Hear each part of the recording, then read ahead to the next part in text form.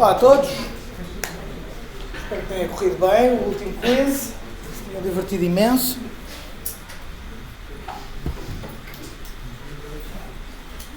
Ora bem, aula de hoje, vamos falar de uma nova estrutura de dados. Quem é que me quer recapitular que estruturas, que tipos de dados é que já falámos?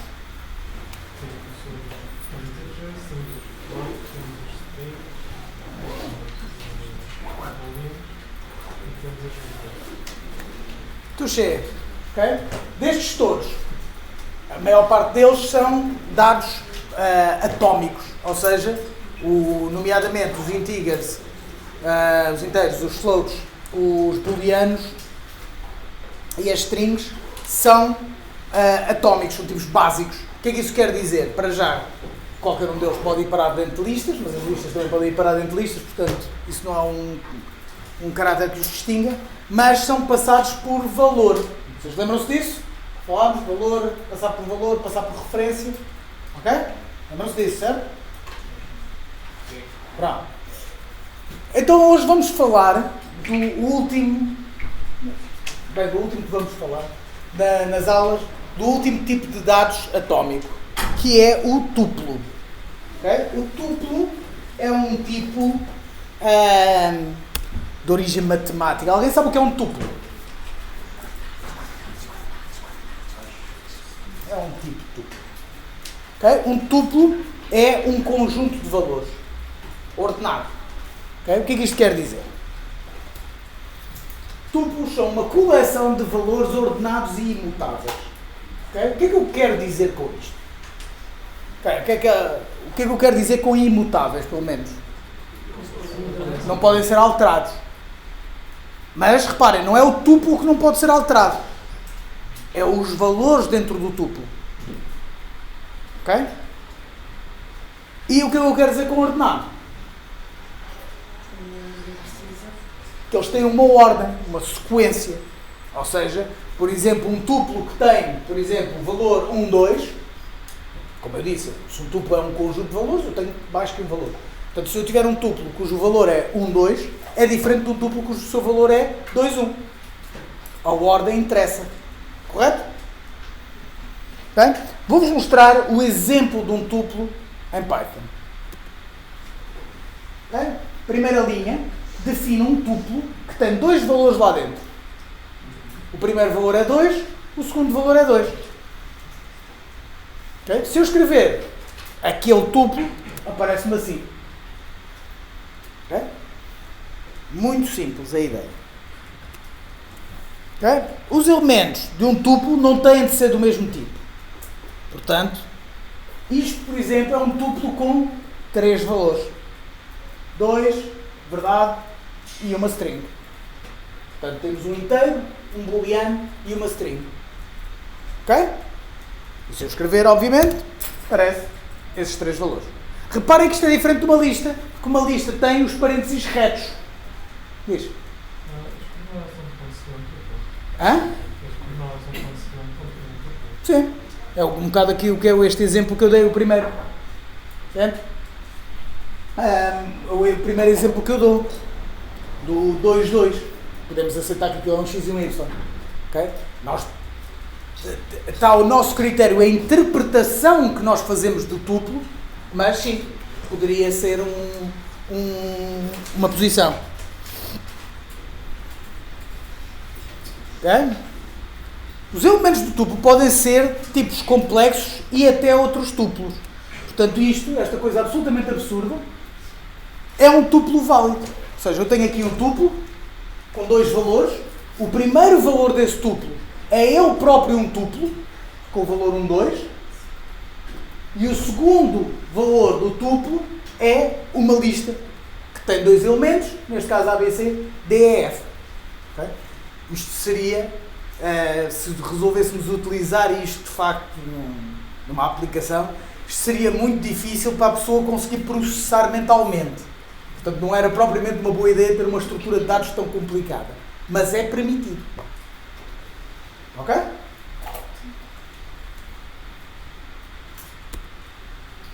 Isto é inteiramente válido em Python. Se quisermos aceder a um dos valores do tuplo, podemos aceder utilizando o seu índice. Ou seja, se eu tenho um tuplo, neste caso, cujo primeiro valor é 1, o segundo valor é 2, eu posso escrever o valor que está na primeira posição, usando exatamente a mesma sintaxe que usamos para trabalhar com as listas. Okay? Parênteses reto e o índice. Obviamente, se tentarmos aceder a um elemento que não está lá, dá erro. Ok? Agora, aqui é a parte, até aqui, isto é mais ou menos igual a uma lista, correto? Sim. Okay? Onde é que está a grande diferença? Numa lista tem que ser especificamente Não. Uma lista pode levar qualquer tipo de elemento. Sim, mas não tem que ser especificamente uma coisa, não pode ser várias. Não podem ser várias, podem ser só uma coisa. Pode ser entre a ordem. Hã? Pode ser entre a ordem. Não interessa, não é? Quer dizer, normalmente nós quando estamos a trabalhar com as listas, de regra geral não estamos muito interessados na ordem, mas temos. Podemos ordenar os elementos, podemos acedê-los através de um ordinal, ou seja, de um número que diz qual é que é o índice 0, índice 1, ou seja, a ordem existe, está lá. Okay? A diferença de um tuplo para uma lista é que um tuplo é imutável. Isto é, neste código, por exemplo, o que vocês acham que acontece? Como sou imutável, vai dar a geneira. Exatamente. Ou seja, instintivamente, se isto fosse uma lista, isto ficávamos com uma lista com o valor 3, 2. Correto? Era substituído aquele 1 pelo 3. Mas como isto é um tuplo, isto não é possível. Ele dá erro. Um tuplo não suporta item assignment, ou seja, não permite usar aquele operador igual. Okay? Se eu quiser fazer um tuplo novo, se eu quiser modificar um elemento do tuplo, o que eu faço é que crio um tuplo novo com aquele elemento mudado. Ok? Certo? Perceberam aqui a ideia? Agora, então vocês perguntam, quer dizer, então porquê que raio é que eu hei de usar um tuplo em vez de usar uma lista? Hã?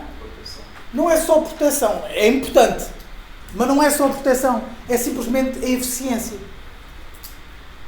Um tuplo é muito eficiente comparado com uma lista. Porquê? Foi desenhado com aquele propósito de ser algo que é imutável.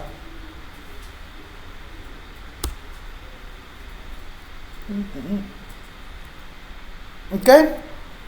Dúvidas de tuplos? Sim. É uma variável de valor. Ou seja, repara, como é imutável, ela não interessa particularmente.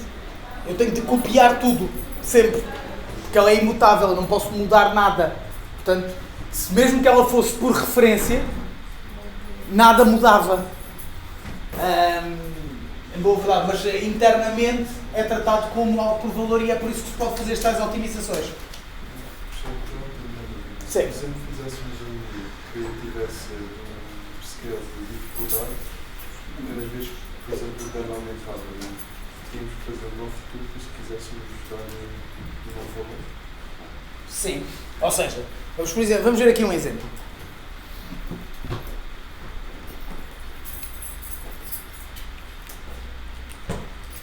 Por exemplo,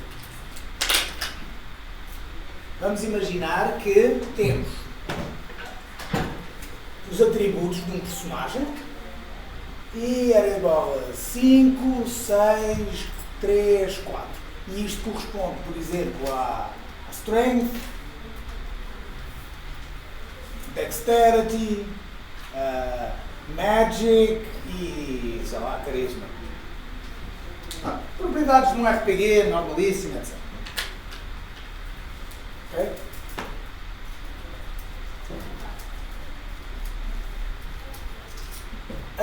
Sentir. Fazer aqui com que eu suba de nível. Não é? Eu não podia chegar aqui, ok, atributos, escolhe qual é que é o atributo que queres fazer crescer. Eu quero que cresça quero aumentar o meu margin.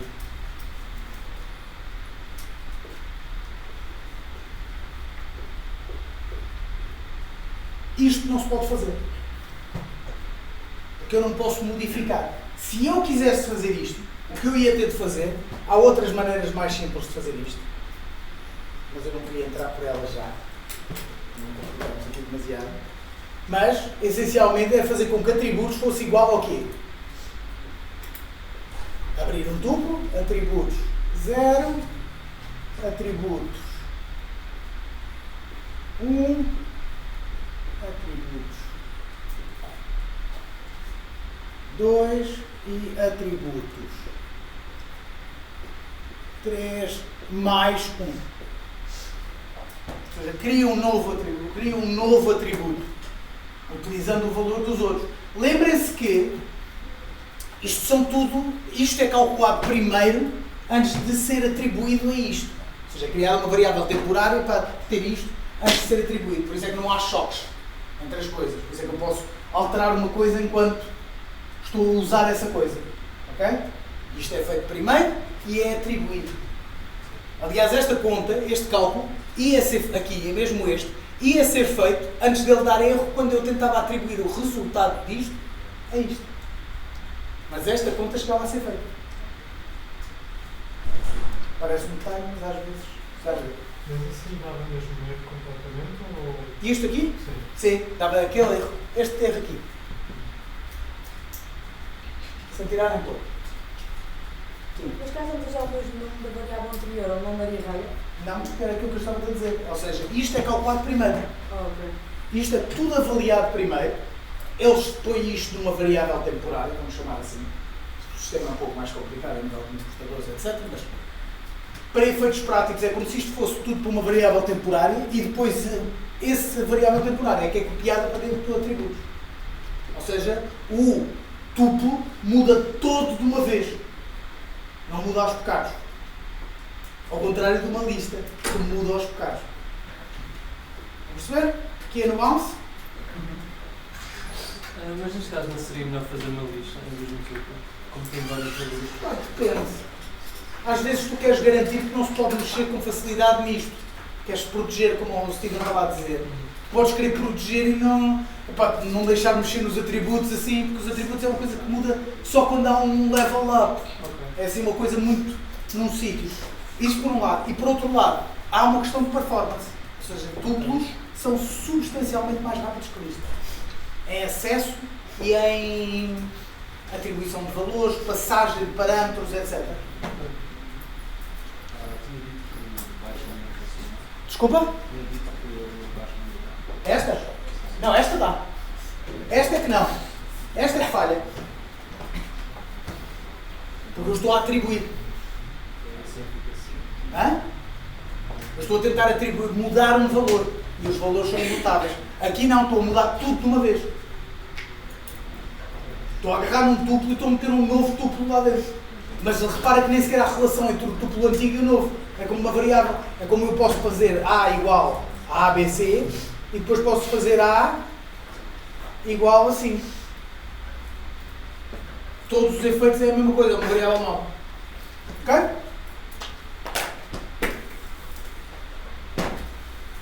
Agora que já aprendemos tuplos, que é o último tipo de dados assim mais importante. Não, ainda faltam os dicionários, para casa. É o tipo de dados básico, é o último que vamos falar. Então vamos falar a seguir de uma outra estrutura de controle. Isto é tudo um objetivo. As coisas vão se casar todas. Ok? Agora que já dominamos arrays, listas, tuplos, etc. Nós temos até aqui, naquilo que vocês vimos na aula e aquilo que vocês fizeram nos exercícios, etc., nós temos iterado os arrays usando um ciclo while. Ou seja, cada vez que eu quero ir a uma lista e trabalhar essa lista, nós andamos, temos normalmente uma variável de controle, lembram-se? Bem, vou usar aqui um exemplo. Vou pôr aqui um exemplo. Foi um dos exercícios que vocês fizeram. Um quiz da semana passada. Portanto, número igual a int input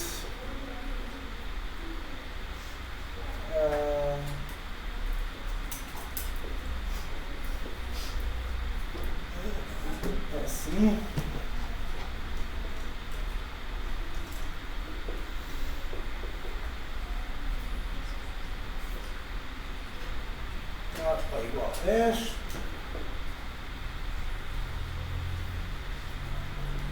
Exato, igual a I vezes nome.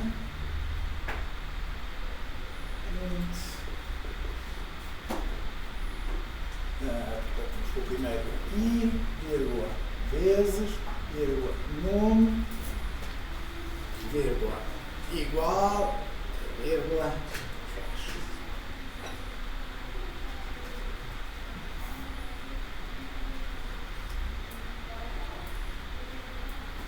Ok? Isto dá aquela, é o exercício, a solução correta, ainda havia umas melhores, a solução do exercício da tabela de multiplicação. Pedimos um número, depois o I, pomos um contador, é normalmente como se chama este tipo de variável, um contador I igual a 0, e enquanto o I for menor ou igual a 10, vou repetir estes passos, que é de fazer o resultado, que é só a multiplicação do I com o número que eu recebi cá em cima, escrever para essa entrada. Por acaso isto podia ter começado com o I igual a 1.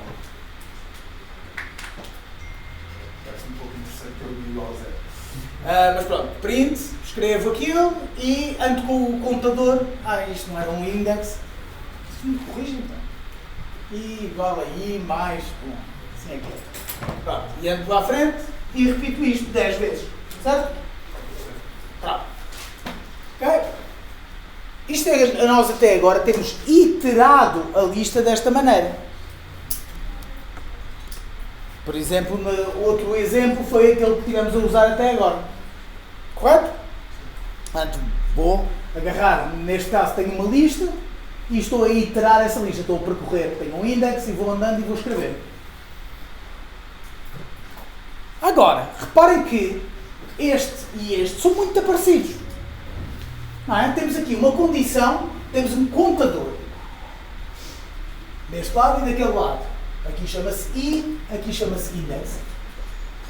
Temos uma condição que normalmente tem este formato de I menor ou igual a qualquer coisa. Temos aqui e temos aqui. Aqui é menor só e é menor ou igual. E temos, no final do ciclo, temos o acrescentar ao iterador. Andar para a frente. Mesma coisa deste lado. Okay? Este padrão é tão normal em programação, tão comum, que existe um esquema de controle de propósito para isto. Algo que se chama o ciclo for. Okay? Basicamente o ciclo for é exatamente igual a um while, só que é para estes casos, especificamente. Como é que funciona? Vamos ver aqui neste exemplo. Este exemplo que eu tenho aqui é exatamente igual ao anterior. Ou seja, tenho a declaração da minha lista, só que aqui, em vez de estar a criar um contador, fazer o contador andar um para a frente e verificar a condição do iterador, do número, do contador, eu aqui simplesmente digo, olha, para todos os valores que estão dentro desta lista, escreve. Temos de admitir que é substancialmente mais simples. Porque ele trata de todo o resto do problema. Okay? Faz exatamente o mesmo. Okay? Em termos de sintaxe, o ciclo for é isto. Ou seja, for, começa com a palavra for, depois damos-lhe uma variável, qualquer ela que seja, in a lista. Ou seja, ele vai percorrer todos os elementos da lista. Não se esqueçam que as listas podem ter elementos de múltiplos tipos. Okay? O que quer dizer, por exemplo, não queria apagar isto ainda, vou pôr aqui ao lado. Por exemplo, se eu tiver uma lista A que tem uma string, um número e um tuplo, okay? Isto é perfeitamente válido. Tem 3 elementos e eu fizer for i in A, 2 pontos, print i. Okay? Ele vai correr isto uma vez, primeiro, para este elemento e vai escrever a string ABC. Depois ele vai correr outra vez isto para o 5 e vai escrever o 5. O i vai ter o valor 5. Ou seja, este i não é um contador no sentido em que nós estávamos a usar antes. Eu contava 0, 1, 2, 3 e tínhamos de usar a indexação da lista para ir buscar o valor. Lembram-se? Aqui não. Aqui simplesmente pedimos logo, olha, para todos os elementos, e ele está aqui no i. O i vai ter essa coisa. Ou seja, a primeira vez que isto vai ser chamado, este print, ele vai escrever ABC. A segunda vez que ele escrever isto, vai escrever 5. E a terceira vez vai escrever 3, 2. Sim? Não. Walter. Print. Walter. Um dia deixo eu ter um aluno chamado Walter e isto vai ser tudo particularmente engraçado. Mas, basicamente, é o nome de uma variável. Hã? É só um nome para o valor, para receber o valor da iteração. Estão a perceber? Ou seja, porque não dava muito jeito de ter um for que simplesmente me tivesse a contar. Eu preciso normalmente de ir buscar o valor correspondente àquele, correto? Portanto, para cada elemento da lista dada, o bloco de instruções vai ser executado e a variável dada, aquela variável, vai conter o valor do elemento atual. Ok? Isto aplica-se desta maneira ou qualquer outra coisa que esteja aqui.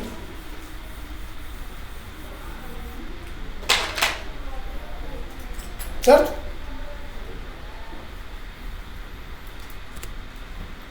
Se quiséssemos ver passo a passo, ok? Este for aqui vai ser igual a eu ir buscar o primeiro elemento, ou seja, pôr no SQ, que é ali a variável que eu tenho, foi o nome que eu dei àquela variável e tal, e for SQ. SQ vai ser igual ao primeiro elemento e ele vai fazer o print. Depois o SQ vai ser igual ao segundo elemento e faz o print. SQ vai ser igual ao terceiro elemento e faz o print. Por aí em diante. Ok? Isto é funcionalmente a mesma coisa. Diz. Tem que determinar o que é SQ se fazer for? Não. Ele é definido no próprio scope do for. Ou seja, e depois no resultado ele vai dar preenchido 3 vezes assim. neste caso até vai dar mais, porque aquilo tem, vai ser chamado para o 0, para o 1, para o 4, para o 9, para o 16, para o 25, para o 36, para o 49. Mas ele vai ficar um do lado do outro, vai ficar embaixo do outro. Não, porque o print dá um enter. No final de cada vez que é chamado o print, ele faz enter no fundo. Isso não é uma variável que fica definida quando fizemos, por exemplo, o print depois fora teria o último. Sim. Exatamente. É uma variável como outra qualquer. Ok?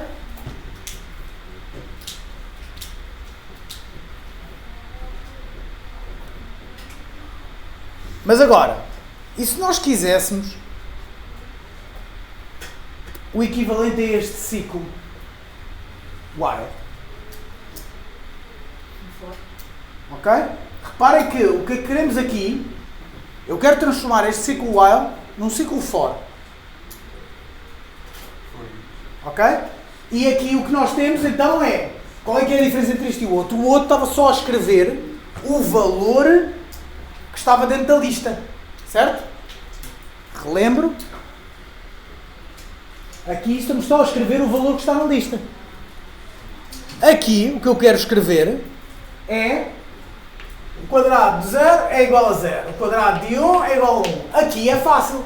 Com o while, nós temos o contador, que tem o valor de qual é que é o index que nós estamos a trabalhar neste momento. Certo?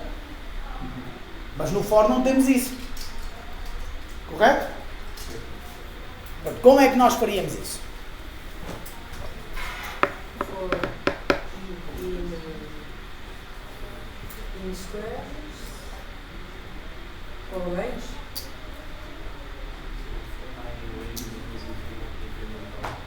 Não é preciso incrementar, se usas o range, ele incrementa sozinho.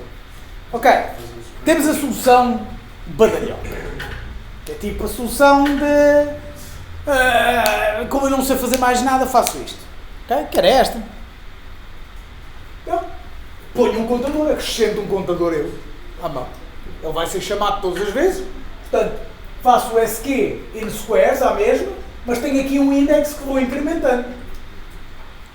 E tenho um registro.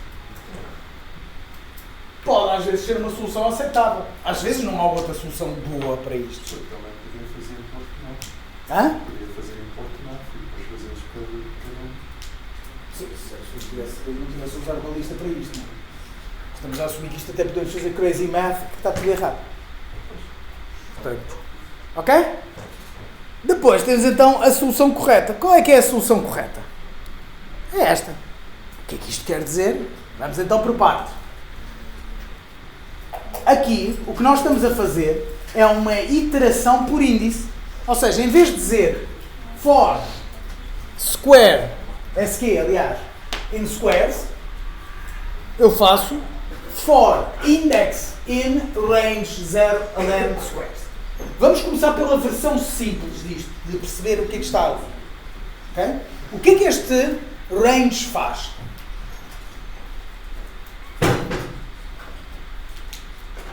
Para já, quando estamos a conversar, estamos aqui a discutir isto, vamos simplificar para range de 0 a 4, por exemplo, é igual a ter uma lista 0, 1, 2, 3.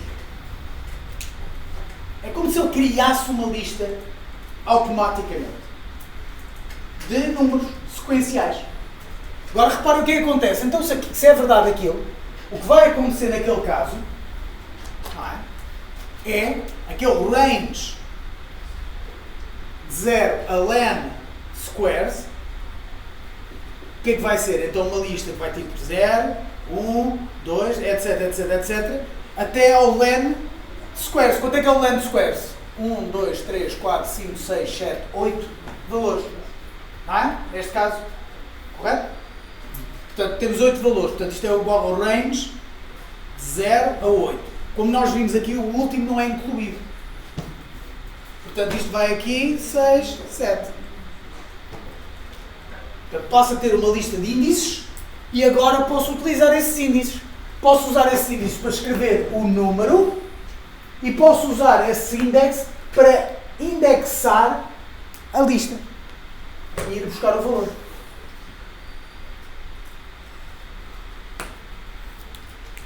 Estão a perceber?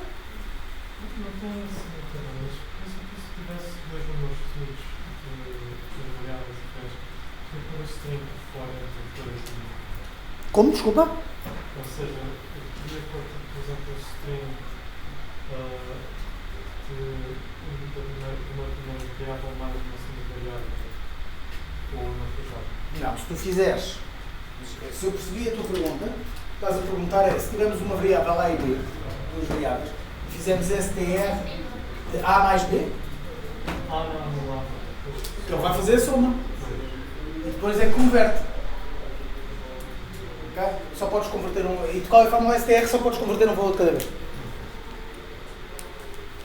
Ok? E isto? Perceberam? Sim. Funciona além de tudo? Hã? Funciona além de tudo? Sim. Funciona. Ok? Este código aqui é funcionalmente equivalente a este. Por acaso acho que não é, porque eu acho que me enganei ali. Falta aqui um número. Ups. É quase funcionalmente equivalente a isto. Ok? Mas é igual àquilo. Ou seja, em vez de fazer o range, faço assim. Hã? Em vez de fazer o range, faço logo assim. Sim, podia fazer isto, só que falta ali um número. Sim. Sim, não sei porque que eu fiz este aí. Mas pronto. Parece-me que tinha de fazer quase de propósito. Ok, agora, reparem que isto, esta ideia de que o range cria uma lista com os números todos, do primeiro ao segundo, pá, isto é muito giro até eu dizer coisas do género, ok, então,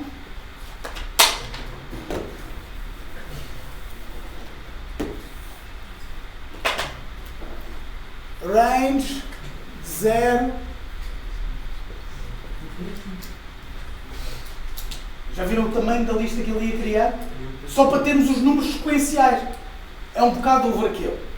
Ok? Portanto, aqui entra uma diferença que eu vou-vos chamar a atenção para isto, que é uma diferença entre o Python 2 e o Python 3. Ok? E porquê que eu vos chamo a atenção a isto?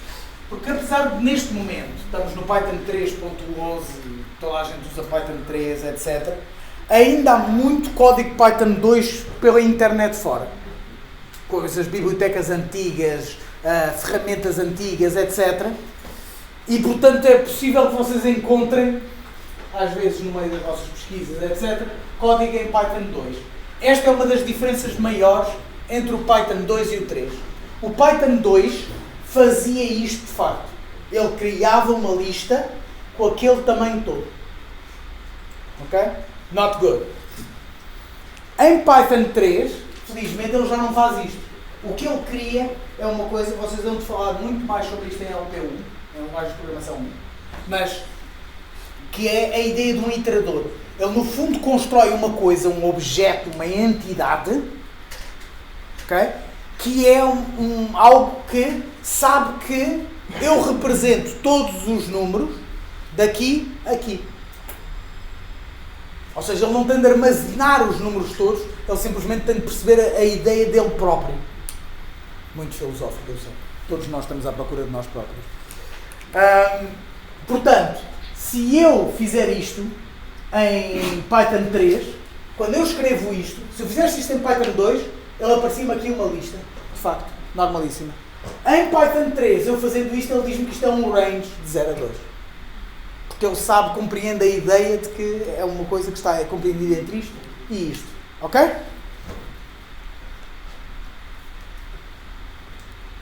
Se eu, por acaso, quisesse transformar este range de facto numa lista, ou seja, eu queria de facto por algum motivo, eu preciso mesmo dos números, aí eu podia usar isto. Ou seja, converter, como faço quando converto uma coisa para uma string, ou para um inteiro, ou para um float, podia converter para uma lista. E quando eu converto um iterador para uma lista, ele vai pôr todos os elementos que o iterador percorre. Ok? Vão perceber a ideia? Pronto. O range é substancialmente mais poderoso ainda do que isto que vocês viram. Portanto, o range de A a B cria uma lista de todos os inteiros entre A, incluído na lista, e B, excluído. Reparem que isto é igual ao que nós vimos nos operadores de slicing. Não é? O primeiro é incluído, o último não. Neste caso, ok. Sim. Okay? O último é sempre exclusivo. São as regras do slice. Sem tirarem pôr. Okay? Da mesma forma, eu posso definir que quero começar num número negativo, por exemplo, de menos 2 a 2. E então aí ele vai começar no menos 2 e vai andando até ao 2. Não inclusiva. Certo? Se eu puser uma ordem assim,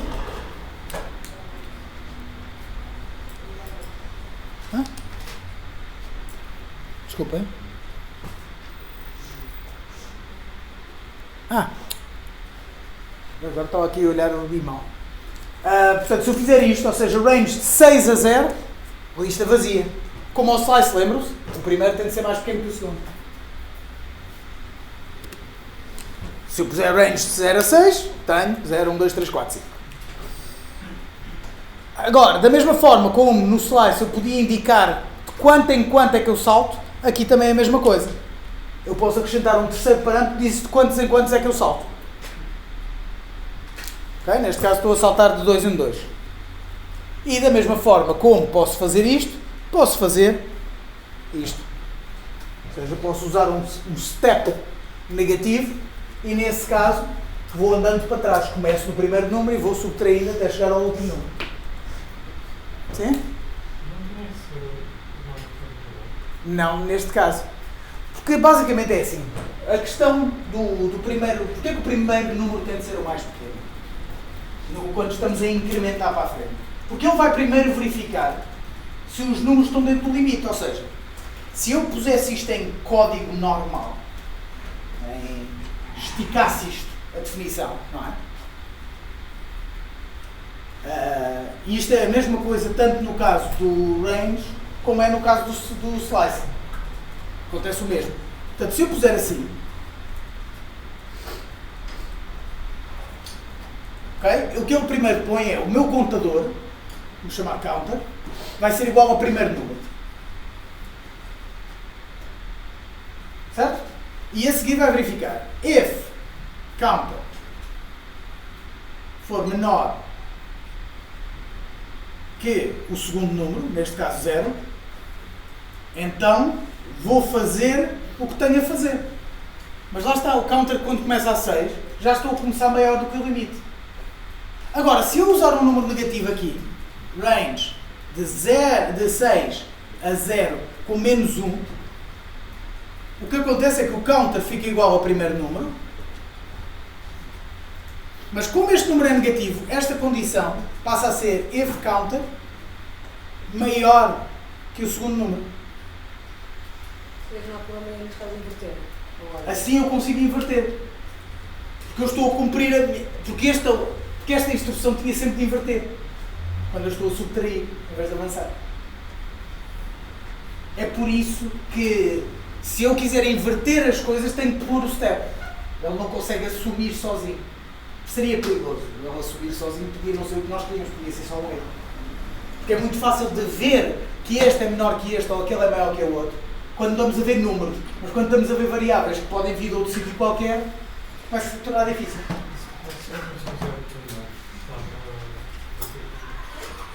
Em qual?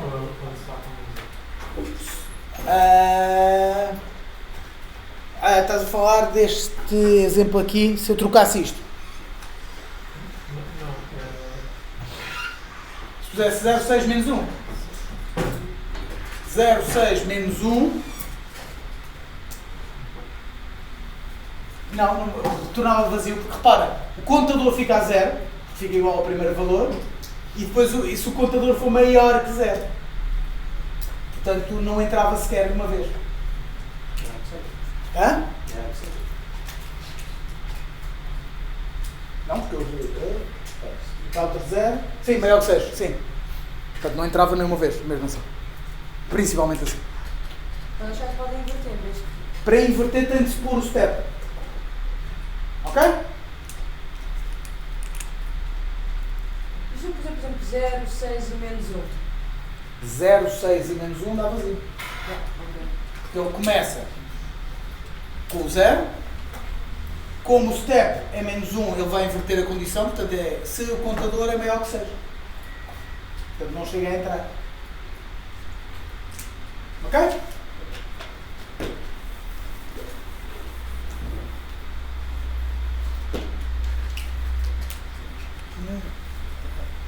Ok. Portanto, só para vermos aqui o da tabela de multiplicação feito com um for, fica muito mais simples. Portanto, à mesma, esta parte é igual, num é igual, estou só a pedir um número.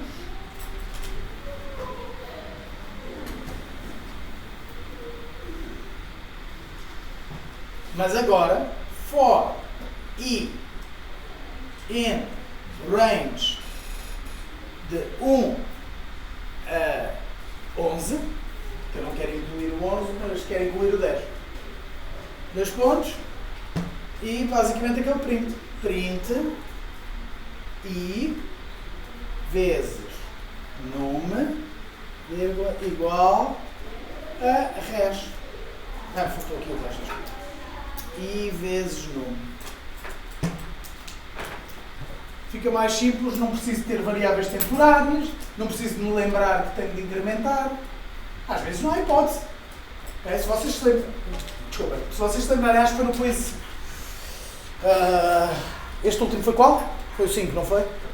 Sim. Então acho que foi no quiz 3 ou 4, foi no 3, em que a última pergunta tinha um while, não é? Vocês tinham de se manter e que o número de tentativas só incrementava se o utilizador usasse um número válido, lembram-se? Okay? Aí um for não é tão útil, Porque eu aqui consigo escolher quando é que eu incremento ou não. Enquanto no outro caso não. Porque algumas pessoas usaram um ciclo for aí. Ok? Portanto, o for não tira a necessidade do while. São diferentes. Normalmente são usados em condições diferentes. Para já, o while é usado quando a nossa condição de saída é algo um pouco mais sofisticado do que simplesmente ver um número. O for é mais usado quando eu sei deterministicamente quantas vezes é que algo deve ser executado. Vão perceber?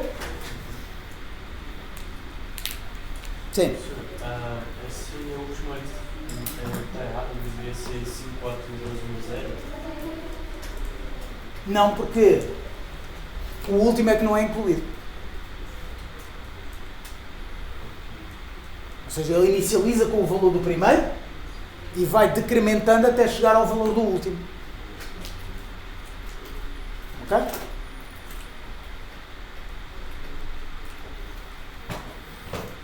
Dúvidas? Quiz da manhã, de sexta-feira, vai ser à volta de tuplos e fors. Hã?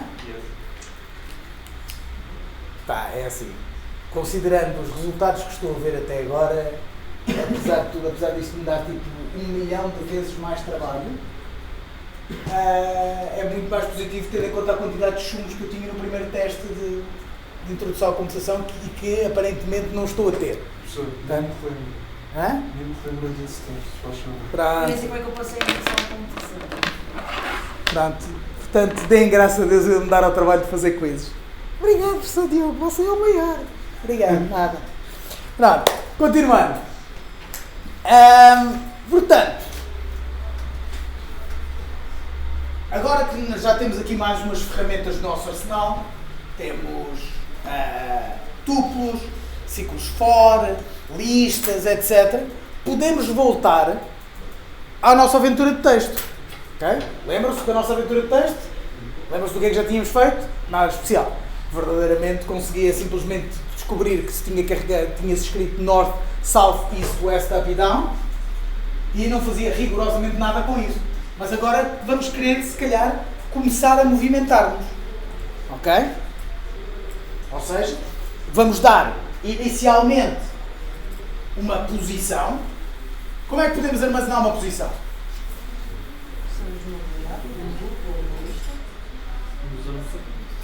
Vamos usar um tuplo.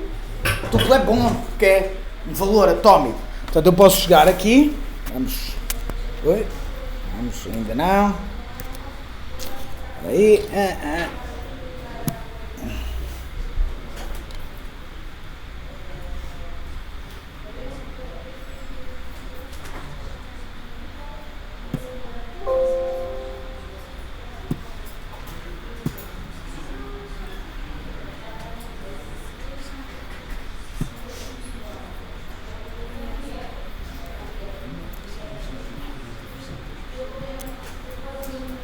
Okay, para aqueles que estejam esquecidos do que é que já tínhamos feito.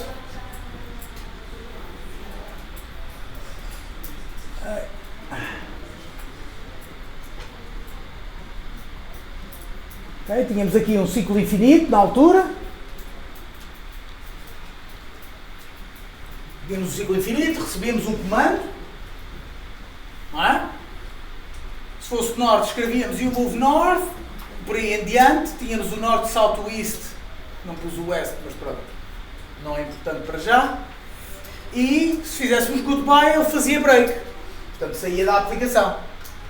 E tínhamos quando não reconhecia nenhum dos comandos, dizíamos que não percebíamos o comando. Ok? Lembram-se disto? Mais ou menos, vagamente? Pronto. Então, vamos começar por atribuir uma posição inicial. Ok? Um x e um y. Como é que podemos armazenar uma coisa deste género? Com um tuplo. Ok? Portanto, eu posso chegar aqui e vamos dar aqui uma posição inicial. E eu vou dar como posição inicial 2, 2. Ok? Portanto, a minha posição é igual a um tuplo que tem 2 no primeiro elemento e 2 no segundo elemento. Podia ter posto 0,0, podia ter posto outra coisa qualquer. Qualquer coisa que eu escolhesse com a minha posição inicial. Mas vamos começar por aqui. Ok. Agora, vocês instintivamente foram para esta ideia de o jogo é em 2D. Não foi? Okay? Portanto, estamos numa... E não só é um jogo 2D, como é um jogo que se passa numa grelha regular. Certo? Porquê? Sim.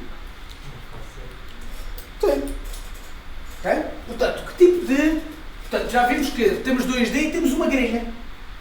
Portanto, vamos fazer uma grelha.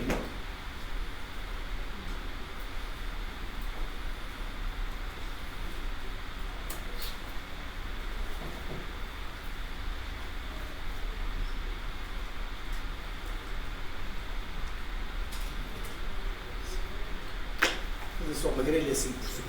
Veja. Okay? Grelha 5%.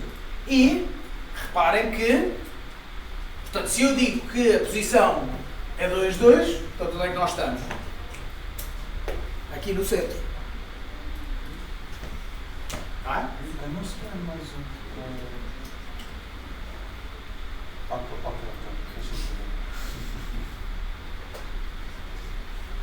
Começamos sempre a contar.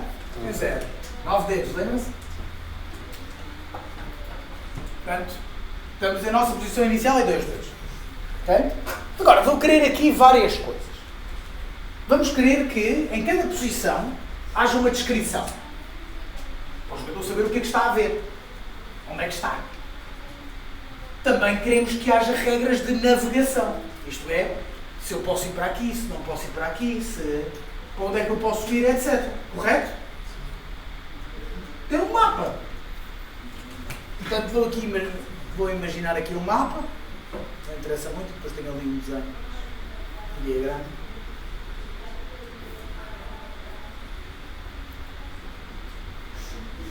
Vamos limitar aqui à volta do jogador, completamente.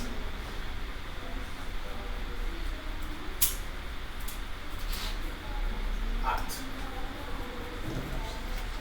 Portanto, se o jogador tentar ir, e para aqueles que são Geography Disabled, norte, sul, este, oeste. Portanto, se eu aqui na... Isso está escrito assim, foi propósito. O quê? Coincidência. Foi absolutamente coincidência. Oh, was it? Não, foi coincidência. Vocês nunca se esqueceram de onde é que estão.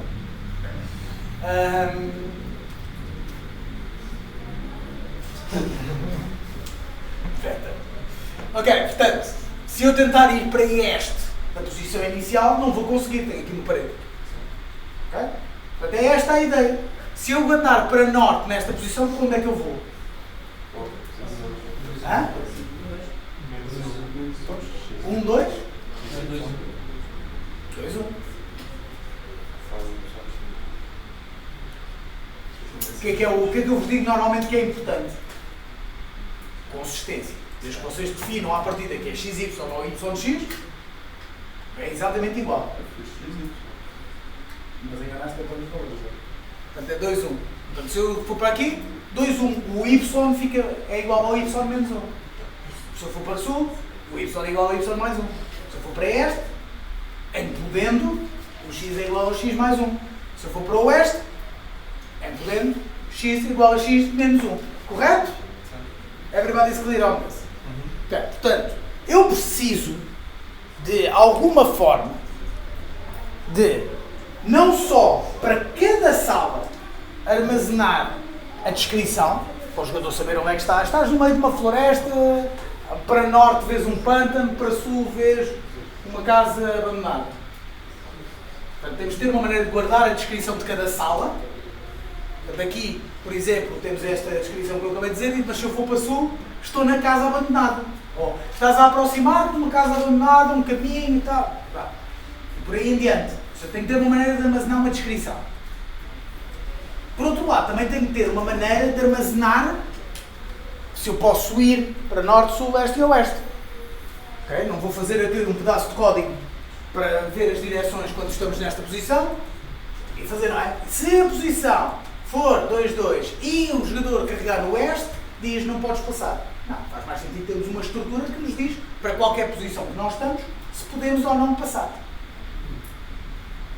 Ok? Nice. Pronto. Agora, então que estrutura, então depois desta descrição toda imensamente detalhada, que estruturas é que nós podemos usar para armazenar a nossa informação? Estás a tirar ao ar só coisas, nomes. Alguém? Onde é que armazenamos? Vamos começar pela descrição. Diz. Uma lista de tuplos.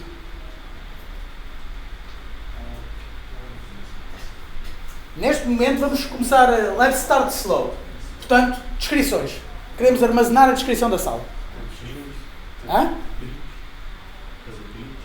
Sim, isso é como nós escrevemos a informação, mas onde é que a informação está guardada? Uma variável string não funciona. Porque uma variável string é uma string. Listas? Uma lista. Ok, mas uma lista é uma coisa linear. Temos que associar uma posição a uma descrição. Reparar que se eu fizer uma lista, como é que eu transformo a minha posição num índice dessa lista?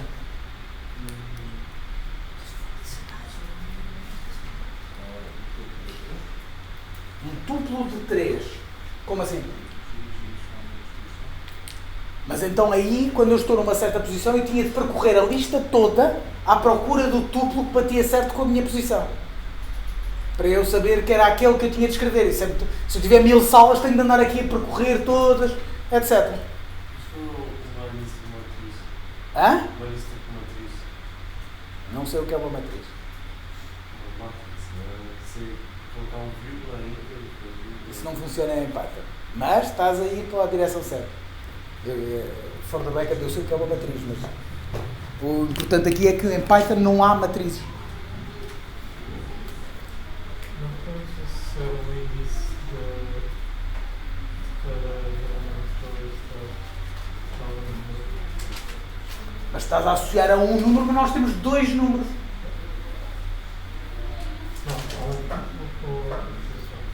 Não, porque um índice é um número inteiro.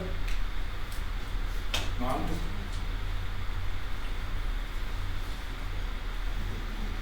Alguns de vocês já estão a começar a rondar a zona. Okay? Não desanimem, tentem. Pensem como é que, com as ferramentas que vocês têm,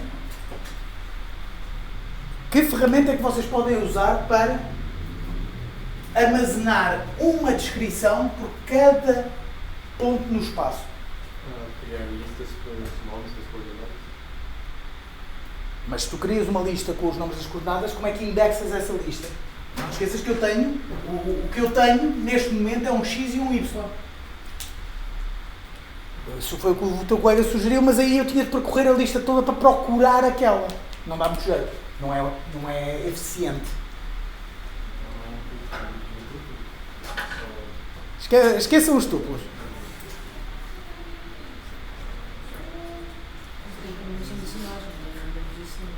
Hã? Podíamos ter usado dicionários, sim senhora, mas não demos dicionários. Por isso é que eu disse com as ferramentas que tenho. Vamos fazer uma lista chamada Node Description. Sim. Depois nessa Node Description podemos associar uma sala. Sim. Mas foi isso? Usar duas listas e associar uma à outra? Como? Criar duas listas e associar não. Já estás a rondar a zona. Eu sempre disse para não usar tudo, mas a maneira como foi é que nós criamos uma variável chamada position. Ou seja, se nós rastrearmos a nossa posição inicial, podemos fazer a conta que nós fizemos no início da aula e adicionar o subtreio à nova posição.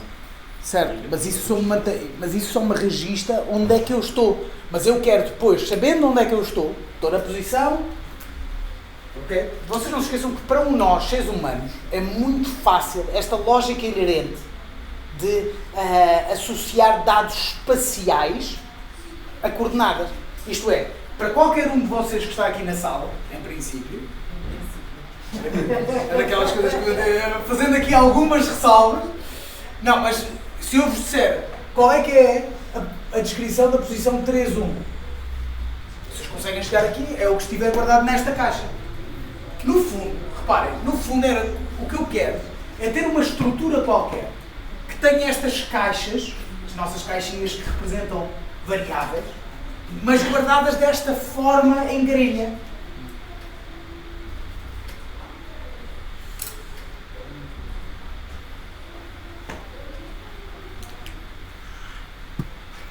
Não fiquem tristes. Se eu não achasse que isso era difícil, não vos tinha feito por andar aqui às voltas tanto tempo. Se assim não se aplicar Ding, ding, ding, ding, ding, ding, ding, ding. É isso. Reparem, os elementos de uma lista podem ser eles próprios listas. Portanto, podemos ter uma lista, ou várias listas, dentro de listas. Isto é, o que nós queremos é criar um género de um array bidimensional. Mas o Python não tem suporte para arrays bidimensionais. Ok? Portanto, isto era aquilo que eu já tinha falado.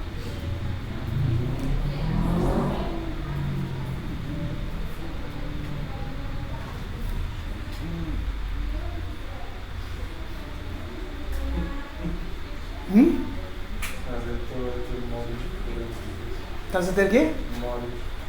Só foi ela tentar explicar isso em minha. Então, vou tentar fazer um trabalho. Vou tentar fazer um trabalho novo. Sim. Não me subestimos. Ora bem, portanto, se eu tenho se eu posso fazer listas de listas, então, se calhar, cada uma destas linhas pode ser própria uma lista. Ou seja, o que eu armazeno nesta lista é uma destas linhas. Ou seja, nesta primeira lista eu quero armazenar a descrição desta sala, desta sala, desta sala, desta sala, desta sala. Se eu quisesse só armazenar uma linha, como é que eu armazenava? Uma lista de strings. Foi a primeira sugestão, não é? Ou seja, vou dar aqui números, aliás, vou dar identificadores. A, B, C, D, E. Okay? Portanto, a primeira lista tem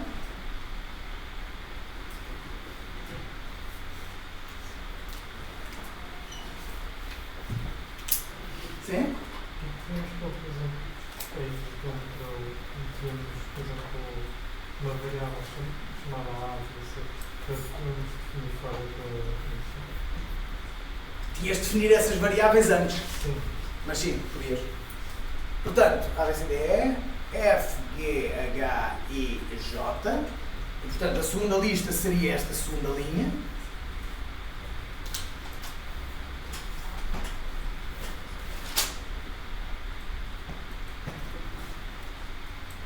E a terceira.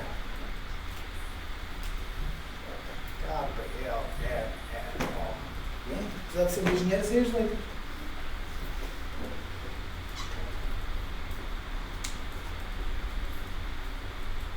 Reparem que todas estas coisas que eu estou aqui a pôr são, no fundo, só strings. Estou a representar strings. Vamos estar aqui. Um caminhão. A linha a seguir.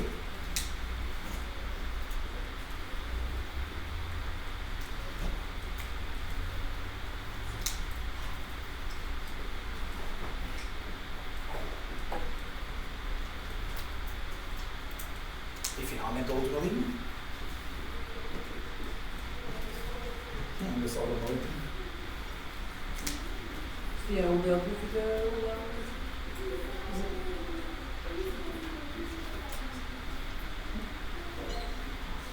Portanto, tenho uma lista que está dentro de uma lista. Aliás, mais precisamente, tenho uma lista que tem cada elemento dessa lista corresponde a uma só linha. A toda uma linha. E cada linha corresponde ao quê? A uma lista de strings. Por isso é que eu tenho abro a primeira lista, abro a segunda lista, por aí em diante.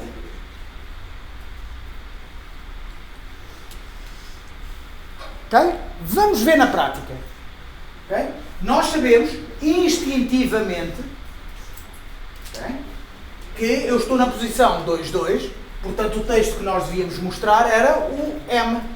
Correto? Portanto, como é que eu acedo a esta lista de maneira a ir buscar este valor?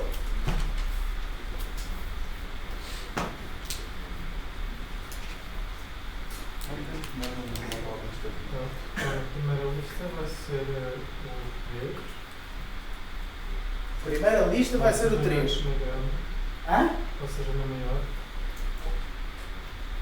Portanto, vamos chamar a isto a lista S. Portanto, para eu chegar ali, então é S. Qual é que é o índice? Não, 2. 2? Não, 2,2. Reparem que tem de ser assim. Porque isto, S2, okay, neste caso, vai buscar, este é o índice 0, este é o índice 1, este é o índice 2. Portanto, para eu ir buscar esta coisa aqui, é este S2. Certo? Por outro lado, a seguir, como eu já tenho esta lista, é como se eu tivesse tirado. Não tirei nada, ok? Ela está lá mesmo. Só para ilustrativo. Como se eu tivesse tirado agora esta lista, tenho aqui esta lista aqui ao lado.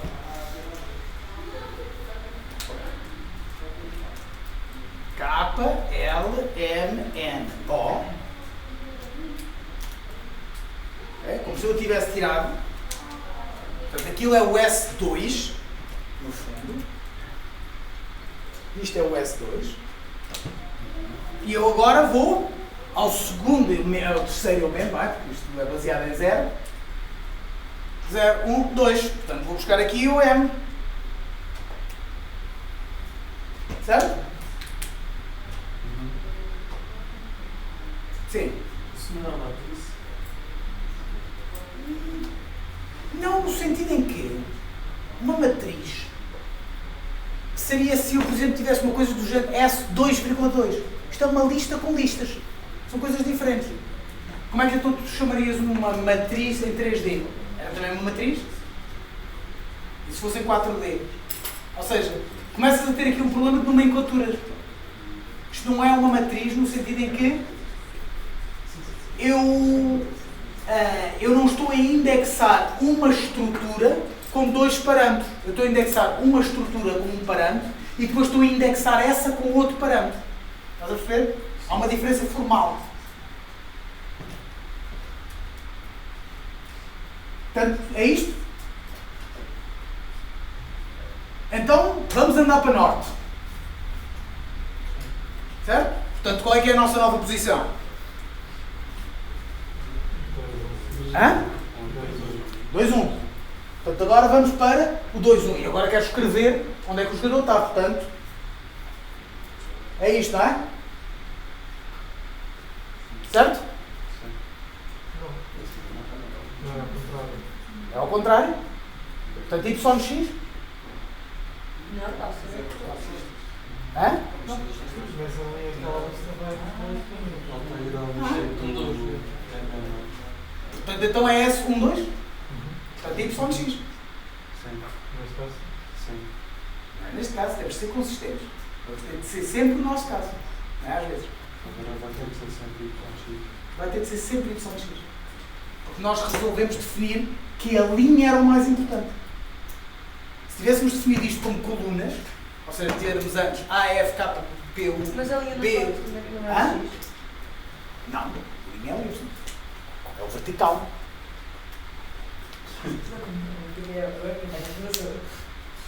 Basicamente, se estiveres a fazer um jogo, quando decidires fazer as linhas, tens que recomeçar tudo de novo, porque não decidiste fazer por coluna. Ou podes fazer um pedaço de código que troca as duas coisas e pronto. Portanto, aí vai dar um bocado igual. Portanto, eu estou a fazer coisas repetitivas. Ok? Portanto, neste caso, vamos então aqui. Vamos primeiro buscar o S2. Ah não, pera, não, já tinha chegado à conclusão que era ao contrário. Portanto, 1, 2. Portanto, para deixar aqui bem expresso, isto é o Y, isto é o X. É como eu indexo esta coisa. E então, se eu quero buscar o S1, 2, eu vou procurar primeiro o S1. Qual é que é o S1? É esta linha toda. E agora quero o elemento 2. 0, 1, 2. Vou buscar agora o H, que é precisamente o que nós esperaríamos nesta circunstância. Correto? Estão a perceber a ideia? Okay? É às vezes complicado meter a cabeça neste formato das listas das listas. E se fôssemos para 3D, ainda tínhamos lista de lista de lista. É muito melhor. Ok?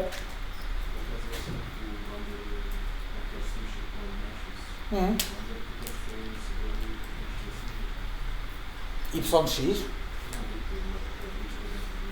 Sim, é normal. O formato é relativamente normal, até porque o Blender, o scripting é em Python. Mas o que eu tinha feito foi seguir a linha, certo? Hã? Pelo S ficar também seguir a linha, certo? Podia não ficar. Podes definir assim, se quiseres. Podes ficar em linhas paradas. Nós, aliás, já vamos fazer isto na prática. Ok? Estão a perceber aqui a ideia? Isto, obviamente, é só a parte das descrições. Já vamos sofisticar agora o nosso exemplo um bocado mais, mas vamos começar por aqui. Ok? Portanto, em termos de código, eu vou começar por definir aqui as nossas descrições. Portanto, eu vou chamar a isso a variável room descriptions.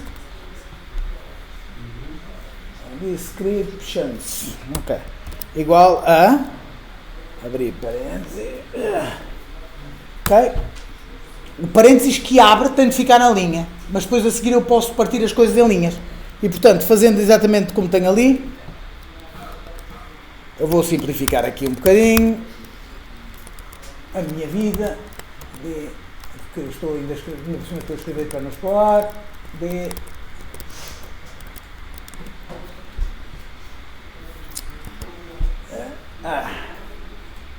Ok, primeira linha. Segunda linha.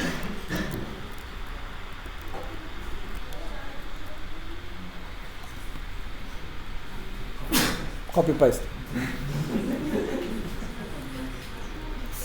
Pronto.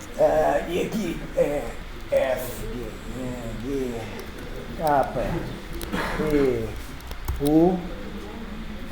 Não.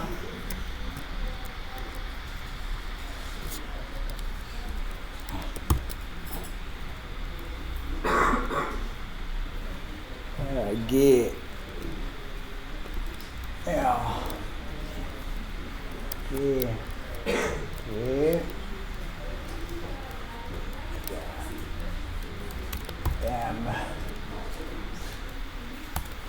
F, W. Isto obviamente devia ser uma descrição da sala. Estamos aqui, aqui é uma casa, aqui é um não sei o quê.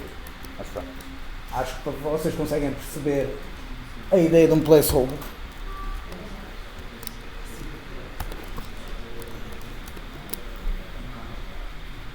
Ok? Reparem, isto é igual ao que está ali. Não é? É uma lista com listas lá dentro. Cada linha é uma lista. Certo? Agora, o que nós queremos que aconteça é, quando chegamos a uma sala, portanto, antes de perguntar o que é que queremos fazer, descrever essa sala. Não é? Portanto, devemos buscar a descrição. Daqui, antes de perguntar ao jogador o que ele quer fazer, vamos buscar a descrição. E então isto é igual ao quê? Hã? Room descriptions. Parênteses reto. Position 0. E a seguir position 1. É isto? Oi? e escrever a posição. Escrever a descrição. Print description.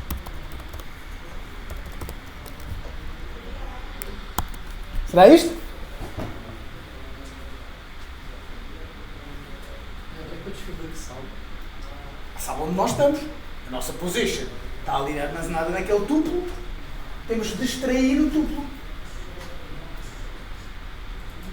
Então é 1, 2, não é?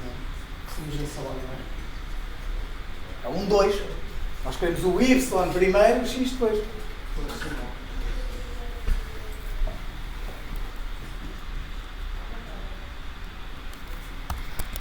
Agora, isto é chato de se ler. Não é? O quê? Desculpa? Não é 2. Não, é 0. Os indícios são sempre baseados em 0. O primeiro valor é 0, o outro é 1. Ok? Mas isto é chato de se ler, não é? Estou aqui.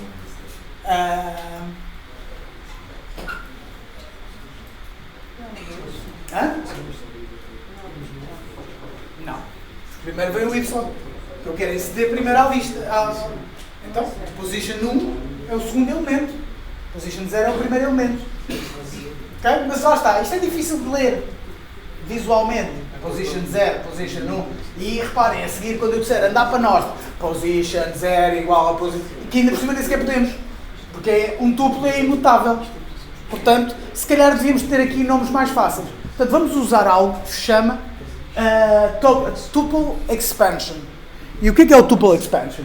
Basicamente, eu chegar aqui e dizer x e y igual a position.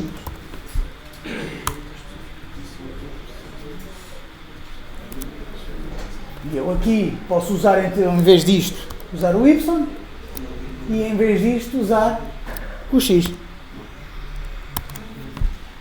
Já vamos ver isto a funcionar. Tinha de abrir isto no...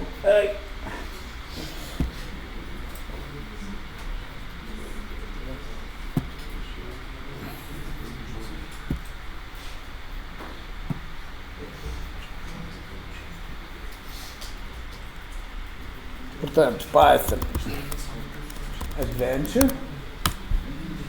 Estão a ver? Apareceu ali o M logo no início. Que é a descrição da sala. Que é a sala onde nós estamos, é o M. Ok? Reparar aqui, deixem-me aqui voltar ao código. O que é que faz este aqui, este expansion? Quando eu digo que uma série de variáveis é igual a um tuplo, o que ele vai fazer é, vai pôr o primeiro valor na primeira variável, o segundo valor na segunda variável e por aí em diante. Ok? Sim. Aparecem as listas todas. Vamos fazer. Isto é nada como experimentar as coisas. Vamos pôr aqui. Print room descriptions. Escrevi bem? Escrevi. Se eu fizer isto,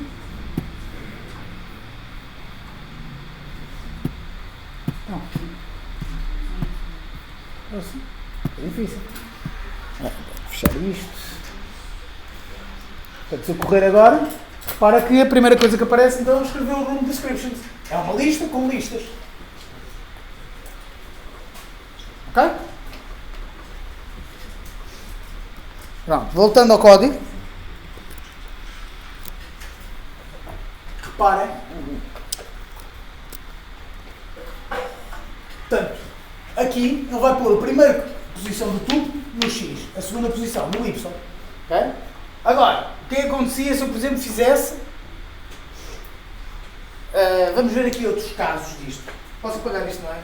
Já vimos que agora já conseguimos ver ali. Portanto, vou deixar esta parte aqui para já.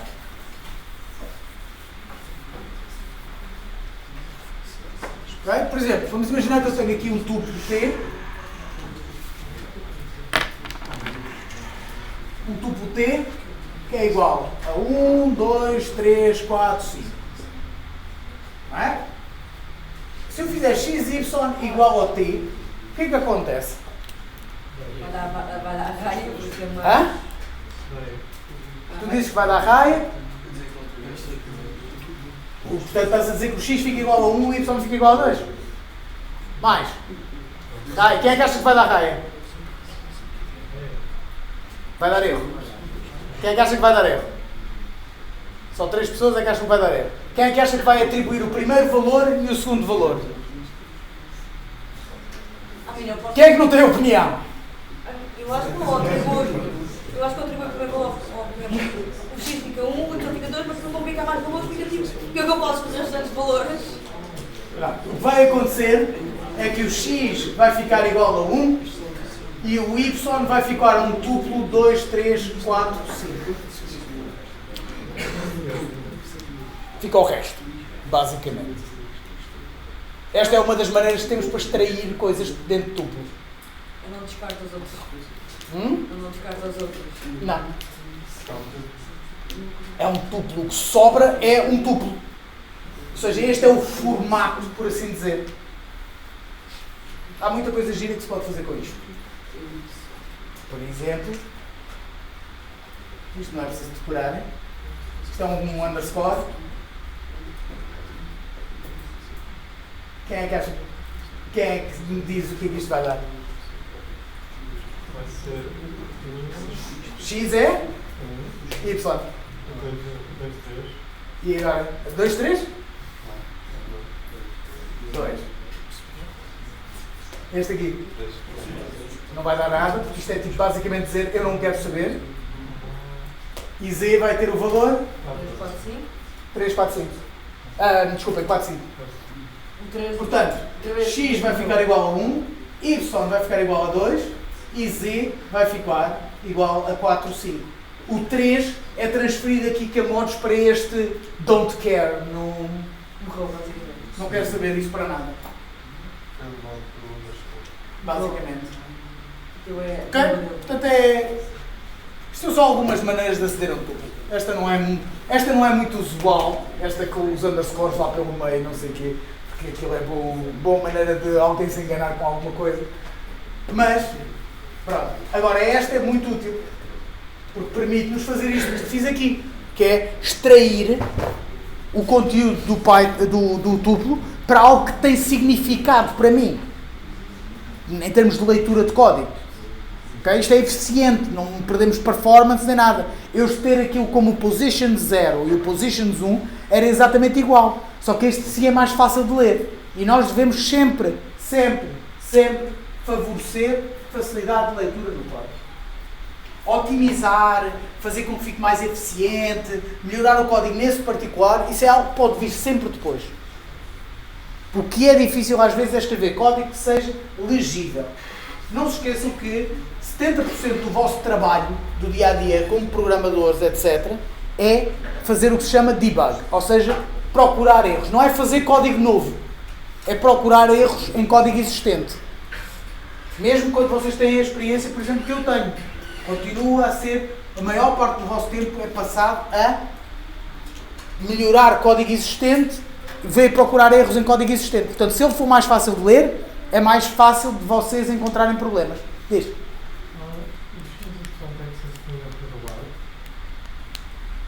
Se o x e não. Eles ficam definidos dentro do scope. Nós devemos falar mais sobre scopes, mas ele neste momento, se tentares usar o XY fora do ciclo consegue. No fundo vai ficar com o último valor. Repara, mesmo que eu agora altere o position, o x e o y continuam com os valores que tinham. Ele é feito a extração naquela altura, não é uma referência, é uma cópia, é um valor. Ok? Portanto, assim, temos o código bastante fácil de ler. Temos um description y, x, que era com a conclusão que chegámos toda porque o y tinha de vir primeiro. Ok? Dúvidas? E agora qual é a posição? Vamos agora trabalhar nisso. Vamos agora então começar a fazer o código de movimento. Ok?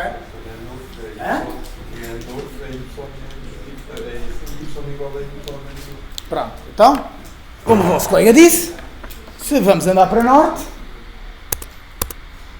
está o meu código. Portanto, se vamos mexer para norte, ok, vou escrever aqui, movemos para norte, e então o que acontece? O y é igual ao y menos 1. Ok? Se formos para sul, y igual a y mais 1. Se formos para este, x igual a x mais 1. E só por causa das coisas. Ai. Não cheguei a fazer no outro dia. Acho que é fácil escrever aqui com torcicolo.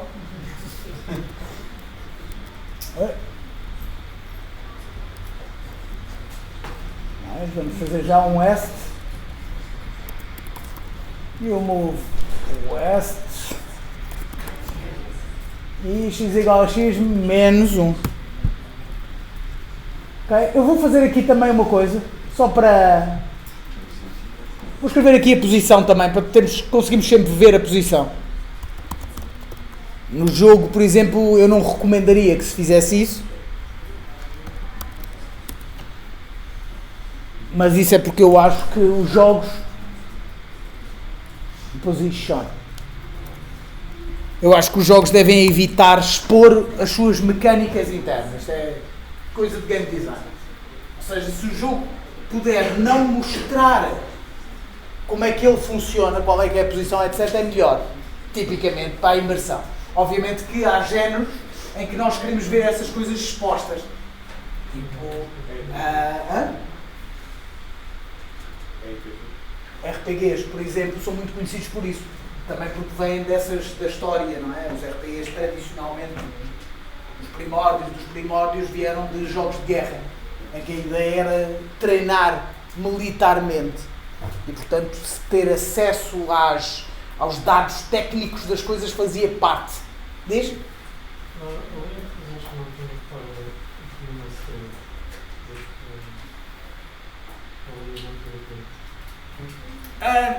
Sim, o position tem de estar. Não, por acaso não tem, porque eu não estou a somá-lo. Repara que eu estou a separar o que é que eu quero imprimir com vírgulas. O que quer dizer que eu quero imprimir o position, quero imprimir uma vírgula, dois pontos, uma string com 2 pontos, e quero imprimir uma descrição, não é? Que já é uma string. Ora, se eu tivesse isto aqui, como eu vos mostrei inicialmente, com o mais, era preciso converter. Porquê? Porque eu precisava de saber o que é que eu faço com um tuplo mais uma string. Não é que um computador não fosse inteligente o suficiente para descobrir, a ideia é que eles, quando desenharam o Python, disseram, pá, isto tem de ser explícito. Portanto, eu só posso somar strings com strings. Não posso converter.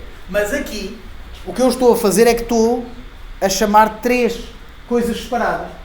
Eu não estou a fazer uma soma, portanto ele não tem problemas em converter. Da mesma forma como se eu não estiver a somar, eu posso sempre fazer um print só da variável, como fiz há bocadinho do room descriptions. Portanto, como eu não estou a somar, não tenho de converter para string. Porque não há ambiguidade com o que eu quero fazer. O que é que eu quero fazer ali? Escreve o position, escreve 2 pontos, escreve um description.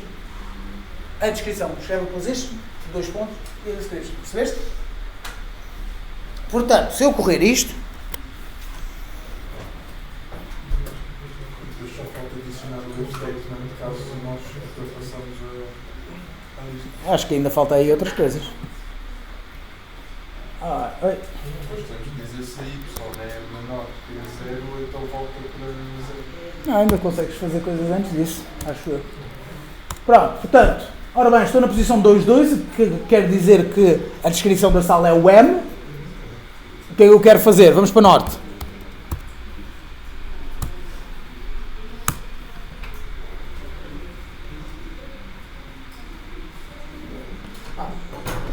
Falta dizer que não é só simplesmente o y, temos que pôr primeiro onde está o y, que é o position. Perceberam? Sim. Qual é que é o problema? Alterar o y. Temos que especificar qual y estamos a falar. Onde é que está o...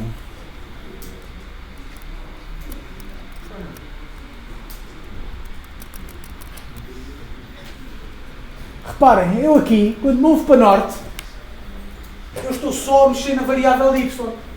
Mas o que eu estou a usar para escrever o room description é a variável position, que é um tuplo.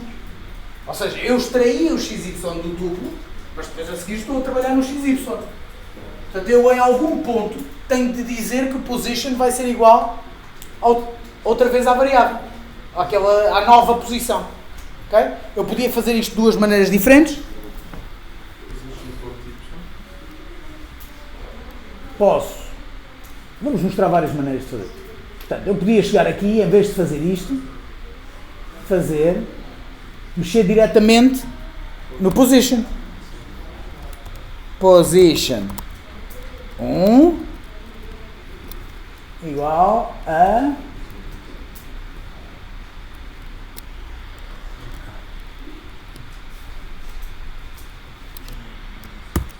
não é? Eu vou fazer assim.